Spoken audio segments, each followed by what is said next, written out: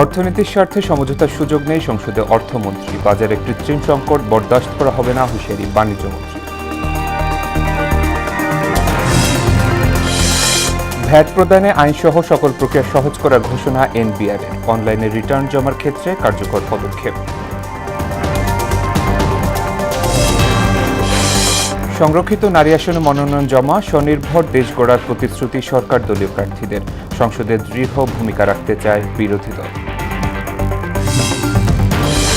এবং ইরান যুক্তরাষ্ট্র আলোচনায় পাকিস্তানের মধ্যস্থতা ঘিরে প্রশ্ন, চুক্তি না হলে পুরো দমে হামলার হুমকি ট্রাম্পের। আলোচনা গ্রহণযোগ্য নয় বলছে ইরান।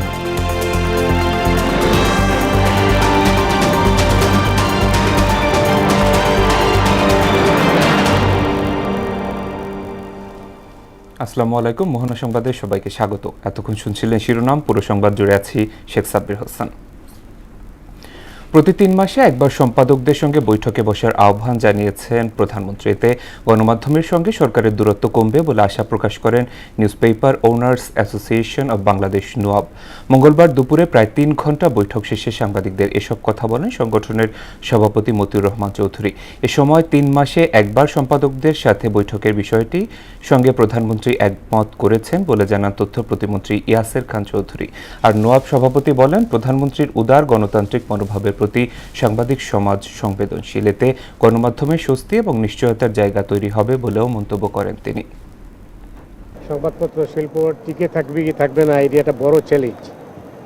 আমরা মাননীয় প্রধানমন্ত্রীর সঙ্গে কথা বলেছি, তিনি শুনেছেন। প্রেস ফ্রিডমের কথা আমরা বলেছি, প্রেস ফ্রিডমে তিনি বলছেন যে আমি কাউকেই হস্টাইল করতে চাই না। তিনি বলছেন যে আমরা 3 মাসে একবার বসবো। এটাই হচ্ছে আজকের মিটিংয়ে আমি মনে করি যেটা উল্লেখযোগ্য ঘটনা। নোয়াবের সাথে বা সাংবাদিক ভাইদের সাথে ওনাদের যে প্রতিনিধি থাকবেন তাদের সাথে 3 মাস অন্তর অন্তর বসার আমরা একটা শিডিউল করেছি। ব্যাংক থেকে টাকা নিয়ে যারা পালিয়েছেন তাদের প্রত্যেকের বিরুদ্ধে মামলা হয়েছে এবং সেই টাকা উদ্ধারে সরকার পেশাদার রিকভারি ফার্ম নিয়োগ করেছে বলে জানিয়েছেন অর্থমন্ত্রী আমির খসরু মাহমুদ চৌধুরী। তিনি স্পষ্ট করে বলেন, ঋণ খেলাপিদের সঙ্গে কোনো ধরনের সমঝোতা করার সুযোগ নেই। মঙ্গলবার সংসদে এক প্রশ্নের জবাবে এসব কথা বলেন অর্থমন্ত্রী। মফির রহমানের রিপোর্ট। ত্রয়োদশ জাতীয় সংসদের মঙ্গলবারের দিনের কার্যসূচি শুরুতে প্রশ্নোত্তর পর্বে অর্থমন্ত্রী আমির খসরু মাহমুদ চৌধুরী বলেন, বিএনপি ক্ষমতায় থাকাকালে কখনোই সামষ্টিক অর্থনৈতিক স্থিতিশীলতা বা আর্থিক শৃঙ্খলা নিয়ে কোনো প্রশ্ন ওঠেনি। বিএনপি যতবারই সরকারে এসেছে ফাইন্যান্সিয়াল ডিসিপ্লিন নিয়ে কোনো প্রশ্ন আসে নাই। বিএনপির রাজনীতিতে অর্থনৈতিক কার্যক্রমের ক্ষেত্রে কারো সঙ্গে কোনো ধরনের সমঝোতার সুযোগ নেই বলে জানিয়েছেন অর্থমন্ত্রী। ম্যাক্রো ইকোনমিক স্টেবিলিটি নিয়ে কোনো প্রশ্ন উঠে নাই, শেয়ার বাজার লুটপাট নিয়ে কোনো প্রশ্ন উঠে নাই। সো বি অ্যাসিওরড, বিএনপির রাজনীতিতে অর্থনৈতিক পরিকল্পনায় সমঝোতার কোনো সুযোগ নাই। বলেন, ব্যাংক থেকে ঋণ নিয়ে যারা দেশ ছেড়ে পালিয়ে গেছে তাদের বিরুদ্ধে আইনি ব্যবস্থা নেওয়া হচ্ছে। তিনি জানান, পাচার হওয়া অর্থ উদ্ধারে সরকার G2G উদ্যোগ নেওয়ার পাশাপাশি বেসরকারি রিকভারি প্রতিষ্ঠানগুলো কাজ করছে। যারাই ব্যাংক থেকে টাকা নিয়েছে, পালিয়ে গিয়েছে, সকলের বিরুদ্ধে মামলা হয়েছে, মামলা পার্সু করা হচ্ছে এবং এটার জন্য আমরা বাইরে প্রফেশনাল ফার্মগুলোকে অ্যাপয়েন্ট করেছি। এই টাকা দিয়ে যারা পালিয়েছে এগুলো রিকভারের জন্য একদিকে G2G গভর্নমেন্ট কাজ চলছে, অন্যদিকে রিকভারি যে ফার্মগুলো আছে প্রাইভেটলি তারাও কাজ করছে। অর্থমন্ত্রী বলেন, দেশের ভঙ্গুর আর্থিক খাতকে টেনে তুলতে এবং অর্থনীতিতে স্থিতিশীলতা ফেরাতে 4 স্তরে সুনির্দিষ্ট পরিকল্পনা গ্রহণ করেছে সরকার। সরকার সামষ্টিক অর্থনৈতিক স্থিতিশীলতা জোরদারকরণের মাধ্যমে আর্থিক খাতের ভঙ্গুরতা কমানোর পদক্ষেপ গ্রহণ করেছে। মূল্যস্ফীতি নিয়ন্ত্রণে নীতি সুদ হার 10% বহাল রয়েছে। সংসদে অর্থমন্ত্রী বলেন, 15 এপ্রিলের হিসাব অনুযায়ী দেশে মোট রিজার্ভ বেড়ে দাঁড়িয়েছে 34,873.32 মিলিয়ন মার্কিন ডলার, যা IMF-এর BPM 6 পদ্ধতি অনুযায়ী 30,201.71 মিলিয়ন ডলার। দেশে মোট বৈদেশিক মুদ্রার রিজার্ভের পরিমাণ বৃদ্ধি পেয়ে 34,873.32 মার্কিন মিলিয়ন ডলার। চলতি বছরের ফেব্রুয়ারি পর্যন্ত হিসেব অনুযায়ী বাংলাদেশ সরকারের বৈদেশিক ঋণ 78.67 বিলিয়ন মার্কিন ডলার বলে সংসদে জানিয়েছেন অর্থমন্ত্রী। বাংলাদেশ সরকারের বৈদেশিক ঋণের স্থিতি 78,067.20 মার্কিন মিলিয়ন ডলার সমপরিমাণ। মফির রহমান, মোহনা সংবাদ, ঢাকা। বাজারে সিন্ডিকেট করা কতিপয় ব্যক্তির হাতে দেশের মানুষকে সরকার জিম্মি হতে দেবে না বলে জানিয়েছেন বাণিজ্যমন্ত্রী খন্দকার আব্দুল মুক্তাদির। মঙ্গলবার বিকেলে সচিবালয়ে বাণিজ্য মন্ত্রণালয়ের দ্রব্যমূল্য সংক্রান্ত টাস্ক ফোর্স বিষয়ক সভা শেষে কথা জানান তিনি। বাজারে কোনো ধরনের কৃত্রিম সংকট বা কারসাজি বরদাস্ত করা হবে না বলে জানান বাণিজ্যমন্ত্রী। তিনি বলেন, জ্বালানির মূল্যবৃদ্ধির ফলে খাদ্যপণ্যের উপর তেমন প্রভাব পড়বে না। মূল্যস্ফীতি ঘটলেও সেটার প্রভাব যেন প্রান্তিক জনগোষ্ঠীর উপর না পড়ে সেজন্য হস্তক্ষেপ করবে সরকার। আমি আপনাদেরকে নিশ্চয়তা দিতে পারি, এই সরকার মানুষের মনোনীত নির্বাচিত সরকার। এই সরকার কোনো ব্যক্তি বা কোনো গুটি কয়েক ব্যক্তির হাতে 18 কোটি মানুষকে জিম্মি হতে দিবে না, সেটা যে নিরিখেই হোক না কেন। এটি নিশ্চয়তা আমি আপনাকে দিতে পারি। কোনো পণ্য তার ভলিউমের কারণে সব ব্যবসায়ীর পক্ষে সেই ব্যবসায় সম্পৃক্ত হওয়া সম্ভব না। ভ্যাট প্রদানে আইনসহ সকল প্রক্রিয়া সহজ করা হবে, তবে কোনো অব্যাহতি দেওয়া হবে না বলে জানিয়েছেন এনবিআর চেয়ারম্যান আব্দুর রহমান খান। মঙ্গলবার বিকেলে এনবিআর এর সম্মেলন কক্ষে আয়োজিত প্রাক বাজেট আলোচনায় এ তথ্য জানান তিনি। এতে অংশ নেন ইলেকট্রনিক্স খাত সংশ্লিষ্ট 10 ব্যবসায়ী সংগঠনের শীর্ষ নেতারা। প্রাক বাজেট আলোচনায় অনলাইনে ভ্যাট রিটার্ন জমা নিয়ে নানা সমস্যার কথা তুলে ধরেন ব্যবসায়ীরা। ব্যবসায়ীদের এসব অভিযোগের প্রেক্ষিতে কার্যকর পদক্ষেপ নেওয়ার আশ্বাস দেন এনবিআর চেয়ারম্যান। আমরা ধীরে ধীরে এই হলিডে কালচার থেকে বেরোতে চাই। ট্যাক্স কম হোক বেশি হোক সবাইকে দিতে হবে। ট্যাক্স দিয়ে তারপরে আপনি দেখবেন যে আপনার মানে নেট প্রফিট যদি পজিটিভ হয়, ভায়াবল হয়, এই ব্যবসায় আসবেন, নাহলে আসবেন। কিন্তু ট্যাক্স রেটে দিলে ব্যবসা করবো, নাহলে ব্যবসা করবো না, এইখান থেকে দিতে হবে আমার। ত্রয়োদশ জাতীয় সংসদের সংরক্ষিত নারী আসনে 53টি মনোনয়নপত্র জমা পড়েছে। মঙ্গলবার বিকেলে এক ব্রিফিংয়ে তথ্য জানান রিটার্নিং কর্মকর্তা মঈনুদ্দিন খান। মনোনয়নপত্র জমা দিয়ে বিএনপি জোটের প্রার্থীরা স্বনির্ভর বাংলাদেশ গড়ার কাজে সরকারকে সহযোগিতার প্রতিশ্রুতি দেন।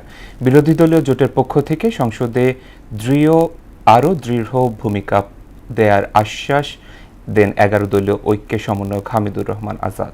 MR আসাদের রিপোর্ট। জাতীয় সংসদের সংরক্ষিত নারী আসনের মনোনয়নপত্র জমা দেওয়ার শেষ দিনে প্রায় 40 জন প্রার্থী নির্বাচন ভবনে যান। সকালে 11 দলীয় ঐক্যের পক্ষে প্রার্থীরা একসঙ্গে মনোনয়ন জমা দেন। পরে ঐক্যের সমন্বয়ক হামিদুর রহমান আজাদ জানান, সংসদে বিরোধী দলের জোরালো ভূমিকা ত্বরান্বিত করতে কাজ করবেন তাদের প্রার্থীরা। নারীরা স্বয়ংসম্পূর্ণ একজন জাতীয় সংসদের সদস্য হিসাবে সেখানে অল প্রিভিলেজ এবং পাওয়ার ফাংশন সেখানে এক্সারসাইজ করবেন। ঐক্যের শরিক দলের প্রার্থীরা সংসদকে জনসেবার কেন্দ্রে পরিণত করার প্রতিশ্রুতি দেন। আইন প্রণয়নের ক্ষেত্রে যে ভূমিকা রাখা দরকার, এগুলো আমরা ইনশাল্লাহ একসাথে জনকল্যাণ স্বার্থে আমরা করতে পারবো ইনশাল্লাহ। সেই রায় বাস্তবায়নের জন্য আমরা ঐক্যবদ্ধভাবে কাজ করব। বিএনপি জোটের প্রার্থীরা জানান, যৌক্তিক ও সুচিন্তিতভাবেই প্রার্থী দেওয়া হয়েছে। রয়েছে নবীন প্রবীণের মিশেল। এখানে প্রবীণ এবং নবীনের সমন্বয়ে যে মনোনয়নটা হয়েছে, আমরা আশা করি তারা পার্লামেন্টে ঠিক সেই রকম ভূমিকা রাখতে পারবে। অতীতে যেমন রাজপথে থেকে গণ অভ্যুত্থানের মাধ্যমে আমরা একটা নতুন বাংলাদেশ এনেছি, ঠিক সেই একইভাবে তিনি যেমন 31 দফার বাস্তবায়নের কথা বলেছেন, তিনি বাংলাদেশের মানুষকে যে প্রতিশ্রুতি দিয়েছেন, সেই প্রতিশ্রুতি বাস্তবায়নের জন্য আমরা একসাথে এক মঞ্চে দাঁড়িয়ে কাজ করব ইনশাআল্লাহ। পরে ব্রিফিং করেন রিটার্নিং কর্মকর্তা মঈনুদ্দিন খান।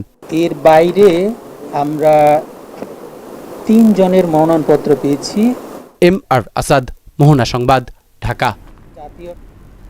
এসএসসি পরীক্ষার প্রথম দিনে প্রশ্ন ফাঁসের ঘটনা ঘটেনি বলে জানিয়েছেন শিক্ষামন্ত্রী ডক্টর আ.ন.ম এহসানুল হক মিলন। মঙ্গলবার দুপুরে রাজধানীর আন্তর্জাতিক মাতৃভাষা ইনস্টিটিউটে সাংবাদিকদের সঙ্গে আলাপকালে একথা বলেন তিনি। এ সময় আরও বলেন, কঠোর নজরদারিতে চলবে পরীক্ষা, জেএসসি-পিএসসি ফেরানোর কোনো পরিকল্পনা নেই। এমদাদুল হক খানের রিপোর্ট। দেশ জুড়ে মঙ্গলবার সকাল 10টা থেকে শুরু হয় এবারের এসএসসি ও সমমান পরীক্ষা। 11টি শিক্ষা বোর্ডের অধীনে এ পরীক্ষায় অংশ নিচ্ছে 18,57,344 জন। এর মধ্যে ছাত্র 9,30,305 এবং ছাত্রী 9,27,039 জন। প্রথম দিনের পরীক্ষার সার্বিক পরিবেশে সন্তুষ্টি জানান শিক্ষার্থী ও অভিভাবকরা। তো এটা খুবই ভালো সিদ্ধান্ত হয়েছে, আমার মনে হয় যে 8:30 থেকে সেন্টারে ঢোকা যাবে। প্রিপারেশন ভালোই, গত 2 দিন ধরে পড়াশোনা করছি, সাদা পড়াইছে। এদিকে দুপুরে রাজধানীর আন্তর্জাতিক মাতৃভাষা ইনস্টিটিউটে সাংবাদিকদের সঙ্গে কথা বলেন শিক্ষামন্ত্রী ডক্টর আ.ন.ম এহসানুল হক মিলন। এ সময় তিনি জানান, দেশে চলমান এসএসসি ও সমমান পরীক্ষার প্রথম দিন শান্তিপূর্ণ ও সুশৃঙ্খল পরিবেশে সম্পন্ন হয়েছে। এবারের এসএসসি পরীক্ষায় প্রশ্ন ফাঁসের কোনো ঘটনা ঘটেনি বলেও তিনি দাবি করেন।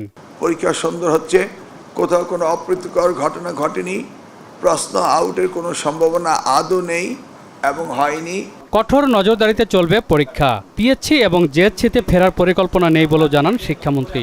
পিএসসি জেএসসি যে পরীক্ষা পদ্ধতি চালু করা হয়েছিল সেটা স্টেক হোল্ডাররা অংশীজনরা চায়নি বলেই লাস্ট গভর্নমেন্টই বন্ধ করেছিল। এটাকে আমরা আবার রিভাইটালাইজ করব বলে আমি আশা করি না, কারণ ইট ইজ অলরেডি টেস্টেড। তিনি বলেন, এবারে পরীক্ষায় আমরা মাঠ পর্যায়ে ঘুরে দেখেছি, সবখানে শৃঙ্খলা বজায় রয়েছে। প্রশাসন, শিক্ষক, অভিভাবক এবং স্থানীয় জনগণের সমন্বিত প্রচেষ্টায় একটি ইতিবাচক পরিবেশ তৈরি হয়েছে। তো আই এম 100% স্যাটিসফাইড, ইনক্লুডিং জেলা প্রশাসক, ইউনো, পুলিশ, সকলেই। পুলিশও প্রচন্ড অ্যালার্ট ছিল, সকলেই অ্যালার্ট, এবং আমি দেখলাম কমিউনিটি, সোশ্যাল কমিউনিটি তারাও অ্যালার্ট। পরীক্ষা কেন্দ্রের সিসিটিভি ক্যামেরার মাধ্যমে মনিটরিং ব্যবস্থা জোরদার করা হয়েছে বলে জানান শিক্ষামন্ত্রী। 5টা সিসি ক্যামেরা খুব সুন্দর এবং মনিটরও সুন্দর। আমি কিছু কিছু জায়গায় মনিটরে বসে দেখেছি, কিছু কিছু জায়গায় রুমে গিয়ে দেখেছি, রুমের ক্যামেরার লোকেশনগুলো কি সেটা দেখেছি। প্রশ্ন ফাঁস ও গুজব প্রতিরোধে সাইবার নিরাপত্তা ব্যবস্থাও জোরদার করা হয়েছে বলেও জানান তিনি। সাইবার ক্রাইম স্পেশালিস্টদেরকে আমি যারা যারা সংশ্লিষ্ট রয়েছে এই প্রশ্নপত্র এবং ম্যানেজমেন্টের সাথে, তাদের সকলের নাম্বার আমি সাইবার ক্রাইম অথরিটির কাছে দিয়ে রেখেছিলাম। এমদাদুল হক খান, মহানা সংবাদ, ঢাকা। জনসেবার ক্ষেত্রে কোনোভাবেই দীর্ঘসূত্রতা কাম্য নয় জানিয়ে দক্ষ, স্বচ্ছ এবং জনবান্ধব ভূমি সেবা নিশ্চিতে মাঠ পর্যায়ের কর্মকর্তাদের আরও বেশি তৎপর হওয়ার আহ্বান জানিয়েছেন ভূমি প্রতিমন্ত্রী ব্যারিস্টার মীর মোহাম্মদ হেলাল উদ্দিন। মঙ্গলবার সকালে রাজধানীর 7 রাস্তায় ভূমি ভবন পরিদর্শনে গিয়ে কাজের গতিশীলতা বজায় রাখার নির্দেশ দেন তিনি বলেন, সব ধরনের কাজ দ্রুত নিষ্পত্তি করতে হবে। অফিসে নিয়মিত কর্মকর্তা কর্মচারীদের যথাসময় উপস্থিতি ও অফিস ত্যাগের জন্য সকলকে সচেতন হওয়ার জন্য নির্দেশ দেন প্রতিমন্ত্রী। এছাড়া দপ্তরের পরিষ্কার পরিচ্ছন্নতার প্রতিও গুরুত্ব আরোপ করেন তিনি। সরকার জ্বালানি তেল সরবরাহ বৃদ্ধির প্রজ্ঞাপন জারি করলেও বাস্তবে তার প্রতিফলন নেই। চাহিদা অনুযায়ী পর্যাপ্ত জ্বালানি দিতে পারছে না অনেক পাম্প। এর ফলে লেগে আছে যানবাহনের দীর্ঘ সারি। এদিকে জ্বালানির দাম বৃদ্ধির কারণে বিপাকে পড়েছেন পেশাদার চালক সহ সাধারণ মানুষ। মুদাসির আলীর প্রতিবেদন। সম্প্রতি জ্বালানি তেলের সরবরাহ বৃদ্ধির ঘোষণা দেয় সরকার। এতে অকটেনের সরবরাহ 20 এবং ডিজেল ও পেট্রোলের সরবরাহ 10% পর্যন্ত বাড়ানোর ঘোষণা দিয়ে প্রজ্ঞাপন জারি করা হয়। তবে বাস্তবে তার কোনো প্রভাব দেখা যায়নি। পাম্পগুলোতে রয়েছে যানবাহনের দীর্ঘ সারি, চলছে রেশনিং পদ্ধতিতে অকটেন ডিজেল সরবরাহ। রাজধানীর তেজগাঁওয়ে অবস্থিত ট্রাস্ট ফিলিং স্টেশনে গিয়ে দেখা যায় এই চিত্র। যদিও অন্য পাম্পের তুলনায় এখানে সরবরাহ কিছুটা ভালো। সকাল 7টার সময় দাঁড়াইছি মহাখালী রেলগেট, এখন হয়তো অনেক দূরে গেছে। আরো অন্য পাম্পে গেলে কোনো সময় লং টাইম দাঁড়ানো থাকার পরও তেল পাওয়া যায় না, সেখান থেকে এই জায়গায় প্রেশার বেশি, যার কারণে এখানে চাহিদা বেশি। আমাদের ফুয়েল পাস দেওয়ার 1400 টাকা তেল দিচ্ছে বর্তমানে 10 লিটার, 4000 টাকা দিতে আছে। হ্যাঁ, সারাদিন না পোষালো আবার বিকালে কালকে নিতে হইব, মানে সারাদিন জায়গা 4000। কিন্তু মহাখালীর রয়্যাল ফিলিং স্টেশনের চিত্র বড়ই করুণ। সীমিত জ্বালানি সরবরাহ যা পেয়েছেন তাই চাহিদা মতো দিতে পারছেন না তারা। 1000 লিটার আমাদের যতক্ষণ দিতে আছে আমরা দিয়ে শেষ করে দেবো। না, আমরা আজকে তেল আসবে না। তেল তো শুনছি 300 টাকার করে তেল দিবে, 300 টাকার করে, এর বেশি দিচ্ছে না। তেল বাড়ানোর পরেও তেল পাওয়া যাচ্ছে না। সংকটের সঙ্গে দাম বৃদ্ধিতে চিন্তিত পেশাদার চালকরা। উপার্জন কমে গেছে কিন্তু ব্যয় বাড়ছে, অন্যরাও এতে উদ্বিগ্ন।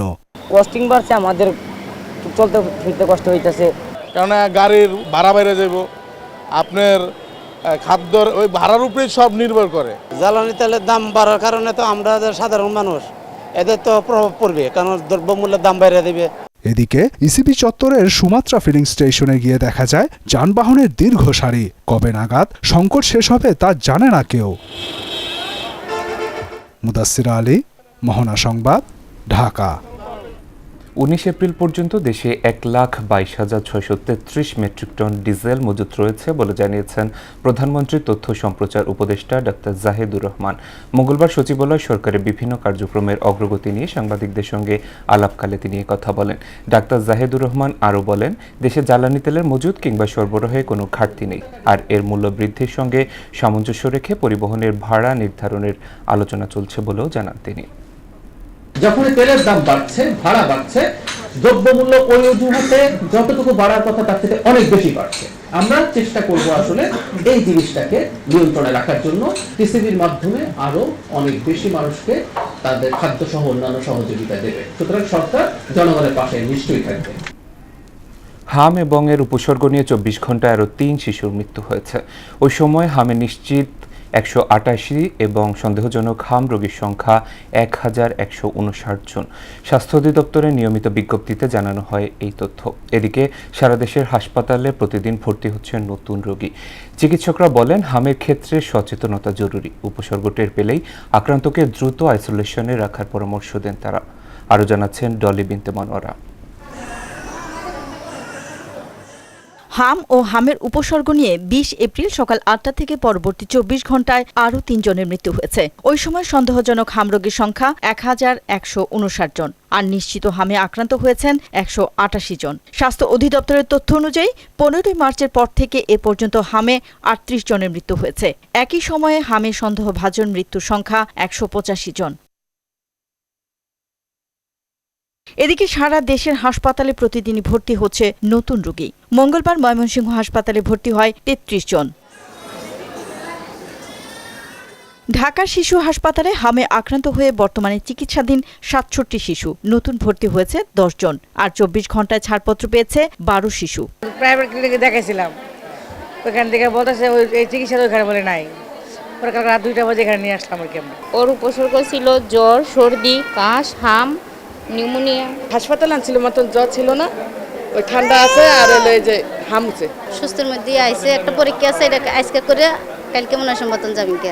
বর্তমান প্রেক্ষাপটে বাচ্চাদের বিষয়ে সচেতন থাকার পরামর্শ দিয়ে চিকিৎসকরা বলেন, হামের উপসর্গ টের পেলেই স্বাস্থ্যকেন্দ্রে যেতে হবে। মিজেলসের কিছু ক্রাইটেরিয়া আছে। মিজেলসের প্রথম বাচ্চাদের তীব্র জ্বর হয়। জ্বরের প্রথম 3 থেকে 4 দিন আসলে ক্লিয়ার বোঝা যায় না এই বাচ্চাগুলি কি মিজেলসে আক্রান্ত কিনা। যখন 4 দিন পরে র্যাশ অ্যাপিয়ারেন্স হয়, র্যাশটা সাধারণত কানের পিছনে, মুখ, সেখান থেকে আমাদের শরীরে এবং নিচের অংশের দিকে আস্তে আস্তে স্প্রেড হতে থাকে, তখনই গার্ডিয়ানরা সাধারণত হসপিটালে আসে। আক্রান্তদের ক্ষেত্রে দ্রুত আইসোলেশনের পরামর্শ দেন এই চিকিৎসক। ডলি বিনতে মনোয়ারা, মোহনা সংবাদ। কুষ্টিয়া 3 আসনের সংসদ সদস্য আমির হামজার বিরুদ্ধে গ্রেপ্তারি পরোয়ানা জারি করেছেন আদালত। সিরাজগঞ্জে জুডিশিয়াল ম্যাজিস্ট্রেট আদালত এই পরোয়ানা জারি করেন। এর আগে বিদ্যুৎ, জ্বালানি ও খনিজ সম্পদ মন্ত্রী ইকবাল হাসান মাহমুদকে নিয়ে কটূক্তির অভিযোগে মানহানির মামলা হয় তার বিরুদ্ধে। 26 মার্চ এক অনুষ্ঠানে জ্বালানি মন্ত্রীকে নিয়ে আপত্তিকর মন্তব্য করেন আমির হামজা। সারা দেশে 10 জনের মরদেহ উদ্ধার করেছে পুলিশ। নওগাঁ, কক্সবাজারের টেকনাফ, টাঙ্গাইল ও কুষ্টিয়ায় এসব ঘটনা ঘটে। এর মধ্যে নওগাঁ নিয়ামতপুরে একই পরিবারের 4 জনের মরদেহ উদ্ধার করা হয়েছে। এ ঘটনায় জড়িত সন্দেহে 1 জনকে আটক করেছে পুলিশ। প্রতিনিধিদের পাঠানো তথ্যে আরও জানাচ্ছেন মাহমুদা আক্তার। সোমবার দিবাগত রাতে নওগাঁর নিয়ামতপুরে একই পরিবারের 4 জনকে গলা কেটে হত্যা করেছে দুর্বৃত্তরা। উপজেলার বাহাদুরপুর গ্রামে এই ঘটনা ঘটে। সকালে পুলিশ তাদের মরদেহ উদ্ধার করে। এই ঘটনায় জড়িত সন্দেহে নিহতের ভাগ্নে সবুজ হোসেনকে আটক করা হয়েছে। তাদের ফাঁসি এবং রাস্তায় মাঠের মধ্যে তাকে থুয়ে তাকে আমার মনে হয় ইট পাটকেলে মেরে সবার সামনে তার বিচার করা উচিত। গলা কাটা যে মানুষজন বহুত বসে গেল, নওগাঁ জেলা পুলিশ সুপার তারিকুল ইসলাম বলেন, এ বিষয়ে আইনগত ব্যবস্থা গ্রহণের প্রক্রিয়া চলছে। বাবা, মা এবং তার 2 শিশু সন্তান তাদেরকে ধারালো অস্ত্র দ্বারা কাউকে মাথায় আঘাত করে এবং কাউকে জবাই করে আর কি এই হত্যাকাণ্ডটা সংঘটিত হয়েছে। এদিকে কক্সবাজার টেকনাফের বাহারছড়া থেকে 3 জনের লাশ উদ্ধার করেছে পুলিশ। স্থানীয়রা জানান, এলাকার কিছু লোক পাহাড়ে কাজ করতে গিয়ে 3 জনকে রক্তাক্ত অবস্থায় দেখতে পান। স্বাস্থ্য ভাই ডেকে নিয়ে নাকি পাহাড়ে নিয়ে গেছে, রাত্রে আর বাসায় ফেরেনি। রাত্রে অনেক খোঁজাখুঁজি করা হয়েছে তাকে। এরপরে সকালে তাদের 3 জনের একসাথে লাশ পাওয়া যায়। অন্যদিকে কুষ্টিয়ার কুমারখালীতে পারিবারিক বিরোধের জেরে আপন ছোট ভাইয়ের অস্ত্রের আঘাতে বড় ভাই নিহত হয়েছেন। কুমারখালী থানার ভারপ্রাপ্ত কর্মকর্তা জানান, এই ঘটনায় আইনগত ব্যবস্থা গ্রহণের প্রক্রিয়া চলমান রয়েছে। মানসিক বা পারিবারিক কলহ থাকতে পারে, আমরা তাকে গ্রেফতার করার পরে আমরা বিস্তারিত তাদের সাথে আমি কথা বলছি, তারা দাপন শেষ করে তার থানায় আসবে। এছাড়া টাঙ্গাইলের মির্জাপুরে মাটি খুঁড়ে অজ্ঞাত মা ও নবজাতকের মরদেহ উদ্ধার করেছে পুলিশ। রাতে উপজেলার জামরকি ইউনিয়নের গুন্টিয়া গ্রামে লৌহজং নদীর সেতুর পাশ থেকে মরদেহ দুটি উদ্ধার করা হয়। মাহমুদা আক্তার, মোহনা সংবাদ। দেশ গঠনে নিজ সংস্কৃতিকে হৃদয়ে ধারণ ও লালন করার আহ্বান জানিয়েছেন বিএনপি চেয়ারম্যানের উপদেষ্টা অধ্যাপক সুকমল বড়ুয়া। আর বিএনপির প্রান্তিক জনশক্তি বিষয়ক সম্পাদক এম এ মালেক বলেছেন, বাংলা ভাষাকে শুধু হৃদয়ে ধারণ করলেই হবে না, এর প্রয়োগ সবখানে ছড়িয়ে দিতে হবে। তাহলেই হাজার বছরের বাঙালি সমৃদ্ধ ইতিহাস পূর্ণতা পাবে বলে মনে করেন এম এ মালেক। সন্ধ্যায় শিল্পকলা একাডেমিতে জিয়া সাংস্কৃতিক জোট জিসাসের বৈশাখী উদযাপন অনুষ্ঠানে সব কথা বলেন তারা। এ সময় অন্যান্যদের মধ্যে আরও উপস্থিত ছিলেন ঢাকা মহানগর বিএনপির যুগ্ম আহ্বায়ক মোশাররফ হোসেন খোকন, জিসাস কেন্দ্রীয় কমিটির সভাপতি রেজাবুল্লাহ চৌধুরী, জিসাস নির্বাহী কমিটির সভাপতি এস এম বিপাশ আনোয়ার সহ দেশের সাংস্কৃতিক ও রাজনৈতিক অঙ্গনের জনপ্রিয় ব্যক্তিত্বরা। তবে আপনাদের এইভাবে আসতে হবে, যদি করেন ভালোভাবে করবেন, কোনো কিছু মানে যদি করেন, যেগুলো কিছু করবেন মন দিয়ে করবেন, মনোযোগ দিয়ে করবেন, একদিন তার সুফল আসবেই। এর মধ্য দিয়ে আমাদের জীবন জীবিকা চিন্তা চেতনা সবকিছু উৎসর্গ হলো, আমরা বিকশিত হলাম, বাংলা ভাষা বাংলা সাহিত্যের সাথে পরিচিত হলাম। ইংলিশ স্কুলে ভর্তি করে ছেলেমেয়েদের আপত্তি নেই, কিন্তু পাশাপাশি বাংলাটা আমরা ভুলে না যাই। বাংলাটা যেন আমাদের প্রত্যেকটা ঘরে ঘরে আমরা যেন এটা চালু রাখি, এবং স্কুল কলেজ মাদ্রাসা যা কিছু হোক, অফিস আদালত কোর্ট কাছারি সব জায়গায় বাংলাটা যেন আমরা চালু রাখতে পারি। এই চেষ্টাটা আমাদের সকলে করে যেতে হবে, আমাদের ভবিষ্যৎ প্রজন্ম যাতে এই বাংলাকে এগিয়ে নিতে পারে। এবারে আন্তর্জাতিক প্রসঙ্গ। বুধবার শেষ হতে যাচ্ছে ইরান মার্কিন যুদ্ধবিরতি। ইরান ও যুক্তরাষ্ট্রের আলোচনায় পাকিস্তানের মধ্যস্থতা ঘিরে এখন বড় প্রশ্ন উঠছে কূটনৈতিক মহলে। শান্তি আলোচনার চুক্তিতে সম্মত না হলে ইরানে ফের হামলার হুমকি দিয়েছেন মার্কিন প্রেসিডেন্ট ডোনাল্ড ট্রাম্প। এদিকে বর্তমান পরিস্থিতিতে যুক্তরাষ্ট্রের সঙ্গে কোনো ধরনের আলোচনা গ্রহণযোগ্য নয় বলে জানিয়েছেন ইরানের এক আইন প্রণেতা। ঐশী আলমের ডেস্ক রিপোর্ট। বুধবার শেষ হতে যাচ্ছে ইরান যুক্তরাষ্ট্রের যুদ্ধবিরতি। শান্তি আলোচনার চুক্তিতে সম্মত না হলে ইরানে আবারও হামলার হুঁশিয়ারি দিয়েছেন মার্কিন প্রেসিডেন্ট ডোনাল্ড ট্রাম্প। ইরান ও যুক্তরাষ্ট্রের আলোচনায় পাকিস্তানের মধ্যস্থতা ঘিরে এখন বড় প্রশ্ন উঠছে কূটনৈতিক মহলে। ইসলামাবাদে বৈঠক আয়োজনের প্রস্তুতি থাকলেও তেহরানের অনাগ্রহ ও ওয়াশিংটনের কড়া অবস্থান পুরো প্রক্রিয়াকে অনিশ্চয়তায় ফেলছে। এর মাঝেই পাকিস্তানের নিরপেক্ষতা ও কার্যকারিতা নিয়ে সন্দেহ আরও বাড়ছে। এর ফলে এখন আস্থার সংকটে পড়েছে শান্তি উদ্যোগ। এদিকে ডোনাল্ড ট্রাম্প মিথ্যা বলছেন এবং যুদ্ধবিরতি চুক্তির জন্য মরিয়া হয়ে উঠেছেন বলে মন্তব্য করেছেন ইরানের প্রতিরক্ষা বাহিনী IRGCর এক শীর্ষ কমান্ডার। ইরান লড়াই চালিয়ে ইসরায়েল ও যুক্তরাষ্ট্রকে হতাশা এবং ক্লান্তির দ্বারপ্রান্তে নিয়ে গেছে বলেও দাবি করেন তিনি। বর্তমান পরিস্থিতিতে যুক্তরাষ্ট্রের সঙ্গে কোনো ধরনের আলোচনা গ্রহণযোগ্য নয় বলে জানিয়েছে ইরানের এক আইন প্রণেতা। এতে দুই দেশের মধ্যে সম্ভাব্য সংলাপের ভবিষ্যৎ নিয়ে ফের নতুন করে অনিশ্চয়তা তৈরি হয়েছে। ঐশী আলম, মোহনা সংবাদ। ময়মনসিংহের রুমডো পলিটেকনিক্যাল ইনস্টিটিউটের সিভিল ইঞ্জিনিয়ারিং বিভাগের ছাত্র শাহিনুর আলম ওরফে ইকবাল হত্যা মামলায় 7 জনের ফাঁসি ও 2 জনের 7 বছর সশ্রম কারাদণ্ড দেওয়া হয়েছে। মঙ্গলবার বিকেলে ময়মনসিংহের জেলা ও দায়রা জজ আদালতের বিচারক মোহাম্মদ জাকির হোসেন এ রায় ঘোষণা করেন। ফাঁসির দণ্ডপ্রাপ্ত প্রত্যেককে 50,000 টাকা করে অর্থদণ্ড, 2 নারীকে 25,000 টাকা করে অর্থদণ্ড করা হয়েছে। অনাদায়ে 2 নারীকে 1 বছর করে সশ্রম কারাদণ্ডের আদেশ দিয়েছেন আদালত। রায় সন্তোষ প্রকাশ করে নিহতের বড় ভাই ইঞ্জিনিয়ার সেলিম মিয়া বলেন, পুলিশ ও আইনজীবীদের নিঃস্বার্থ সহযোগিতার কারণে এমন রায় এসেছে। দ্রুত রায় কার্যকরের দাবি জানান তিনি। আমার ছোট ভাই ইঞ্জিনিয়ার ছিল, আমি বিরাট পরিশ্রম করছি, শুধু পরিশ্রম করছি দেশবাসীর কাছে যাতে অপরাধ করলেও যেন বিচার হয়। সেই বিচারের আজকে আমরা সেই বিচারের পথে আজকে আশায় আলোকিত করেছে আমাদেরকে। মামলাটা সন্দেহাতীতভাবে প্রমাণিত হওয়ায় 7 জনকে ফাঁসির আদেশ দেন এবং 2 জন মহিলা এখানে তাদেরও এই সম্পৃক্ততার বিষয়ে প্রমাণিত হওয়ার পরে তাদেরকে মহিলা হিসাবে 7 বছরের সশ্রম কারাদণ্ডের আদেশ দেন। রাজধানী পল্লবীর নিউ কুর্মিটোলা ক্যাম্পে বর্জ্য অপসারণে ভ্যান সার্ভিসের শুভ উদ্বোধন করেছেন ছাত্রদল কেন্দ্রীয় সংসদের যুগ্ম সাধারণ সম্পাদক ও কাউন্সিলর প্রার্থী মীর ইমরান হোসেন মিথুন। বিকেলে ঢাকা উত্তর সিটির 2 নম্বর ওয়ার্ডে বেগুনটিলা এলাকার ময়লা আবর্জনা অপসারণের জন্য 2টি ভ্যান এলাকাবাসীকে উপহার দেন তিনি। এলাকাটিকে পরিষ্কার পরিচ্ছন্ন রাখার পাশাপাশি মাদক, সন্ত্রাস ও চাঁদাবাজ মুক্ত সমাজ গড়ার প্রত্যয় জানান ইমরান হোসেন মিথুন। কাজের মাধ্যমে আপনাদের সাথে সম্পর্ক হবে, পরিচয় হবে, তখন আপনারা ওই সময় আশ্বস্ত হবেন যে না এই কাজ করতে কিনা ভালোভাবে জায়গা আছে কিনা, বিনিয়োগ করা যায় কিনা, ভালোভাবে যায় কিনা, তখন আপনারা বিবেচনা করবেন। আমি নিজের টাকা রাজনীতি করে নিজের টাকা চলে এবং মানুষের সেবা করার চেষ্টা করি। আমার যতটুকু সম্ভব ইনশাআল্লাহ আজীবন আমরা পাবো। আবারও আন্তর্জাতিক প্রসঙ্গ। কয়েক দশক ধরে থাকা অস্ত্র রপ্তানি কড়াকড়ি শিথিল করেছে জাপান। এর ফলে দেশটি এখন 1 ডজনেরও বেশি দেশে অস্ত্র বিক্রি করতে পারবে। উদ্ধার, পরিবহন, সতর্কতা, নজরদারি এবং মাইন অপসারণ অস্ত্র রপ্তানিতে সীমাবদ্ধতা ছিল, সেই বাধাগুলো তুলে নেওয়া হয়েছে। এর ফলে যুক্তরাষ্ট্র ও যুক্তরাজ্য সহ জাপানের প্রতিরক্ষা চুক্তি থাকা 17টি দেশে প্রাণঘাতী অস্ত্র বিক্রির সুযোগ তৈরি হলো। অন্যদিকে এই সিদ্ধান্তে চীন বলছে জাপানের এই পদক্ষেপে তারা গভীরভাবে উদ্বিগ্ন। খেলার খবর ক্রিকেট। নিউজিল্যান্ডের বিপক্ষে প্রথম 2 টি-20-র জন্য 15 সদস্যের দল ঘোষণা করেছে বিসিবি। প্রথমবারের মতো টি-20 স্কোয়াডে ডাক পেয়েছেন তরুণ পেসার আব্দুল গাফফার সাকলাইন। এশিয়া গেমসে 3 ম্যাচের জন্য বাংলাদেশের প্রতিনিধিত্ব করা রিপন মণ্ডলও ডাক পেয়েছেন জাতীয় দলে। এই 2 ম্যাচের জন্য বিশ্রামে দেওয়া হয়েছে 3 তারকা পেসার মুস্তাফিজুর রহমান, তাসকিন আহমেদ এবং নাহিদ রানাকে। আগামী 27 এপ্রিল চট্টগ্রামের বীরশ্রেষ্ঠ ফ্লাইট লেফটেন্যান্ট মতিউর রহমান স্টেডিয়ামে প্রথম টি-20তে মুখোমুখি হবে বাংলাদেশ নিউজিল্যান্ড। শেষ করব মোহনা সংবাদ, যাবার আগে শিরোনামগুলো আরও একবার।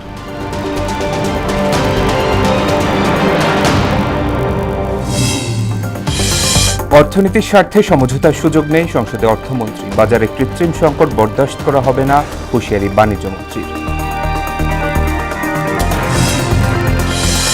ভ্যাট প্রদানে আইনসহ সকল প্রক্রিয়া সহজ করার ঘোষণা এনবিআরের। অনলাইনে রিটার্ন জমা দেওয়ার ক্ষেত্রে কার্যকর পদক্ষেপ। সংরক্ষিত নারী আসনে মনোনয়ন জমা, স্বনির্ভর দেশ গড়ার প্রতিশ্রুতি সরকার দলীয় প্রার্থীদের। সংসদে দৃঢ় ভূমিকা রাখতে চায় বিরোধী দল। এবং ইরান যুক্তরাষ্ট্র আলোচনা, পাকিস্তানের মধ্যস্থতা ঘিরে প্রশ্ন। চুক্তি না হলে পুরোদমে হামলার হুমকি ট্রাম্পের। আলোচনা গ্রহণযোগ্য নয় বলছে ইরান। দর্শক, এই ছিল মোহনা সংবাদে। মোহনার সবশেষ খবর জানতে ভিজিট করুন www.mohana.tv। সংবাদ দেখতে পারেন ফেসবুক এবং ইউটিউবে। এতক্ষণ সঙ্গে থাকার জন্য ধন্যবাদ সবাইকে।